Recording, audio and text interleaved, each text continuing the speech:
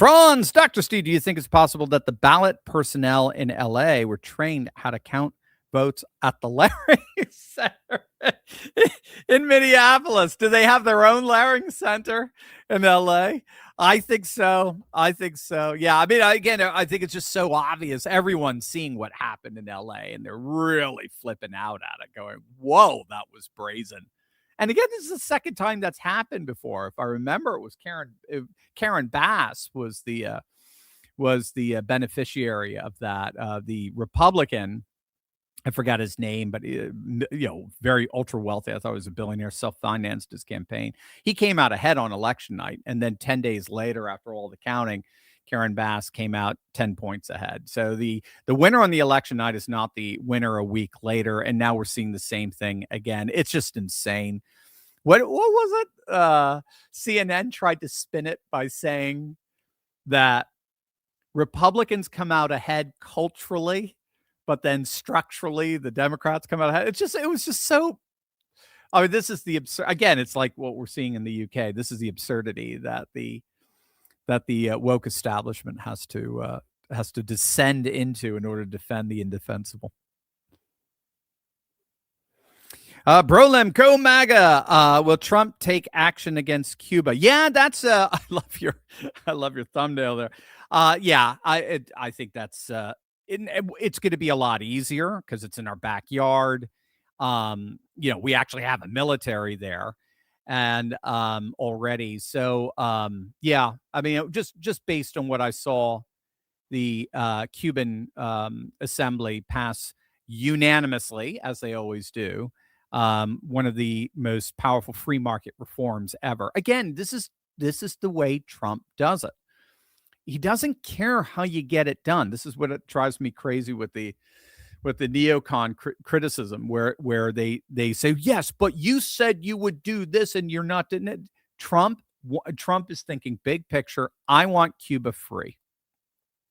I want Cuba a pro-American, pro-capitalist island where the people can finally be free. And and it's because this is all part of the shield of the Americas. It's all part of the Monroe Doctrine turning into the Donroe Doctrine of a American civilizationalist hemisphere, Western Hemisphere, and the days of having a Venezuela in here or Cuba. Those are all.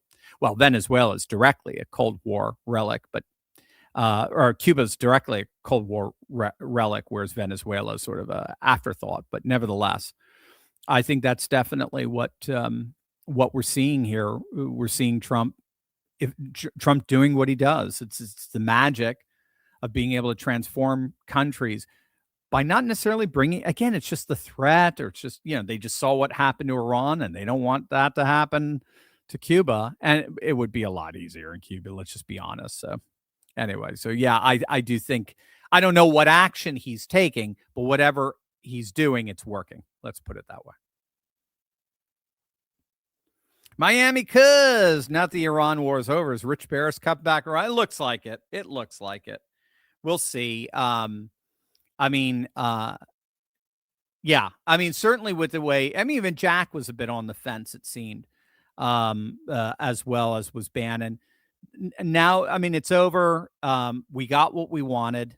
It was a geopolitical masterstroke. It was 3D chess at its best.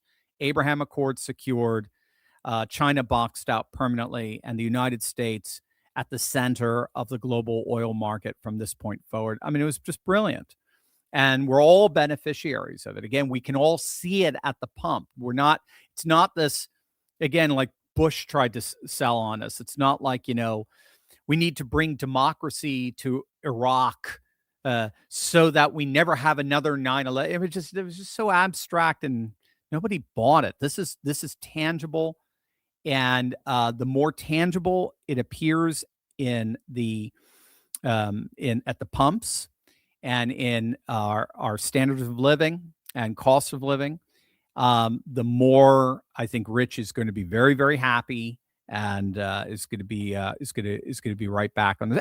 And frankly, the way Rich does not, he hates neocons, to his credit, For me, broken clock can be right twice a day. I think the neocons were generally right during these last 3 months. Their analysis was spot on. They recognized the geopolitical map, but now that Trump has turned on them, and now that JD is coming out, and they hate JD. Just keep in mind, neocons are all, every single one of them are all Marco Rubio fans, just like they were Ron DeSantis fans. They despise JD.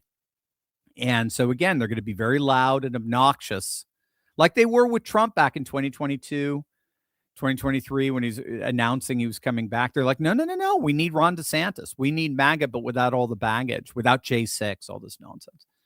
It would have been a disaster, as we saw. Ron DeSantis wasn't even going to win Florida, but in the primaries, it's the same thing here. All the right people are mad again, and so I think that's bringing the band back together.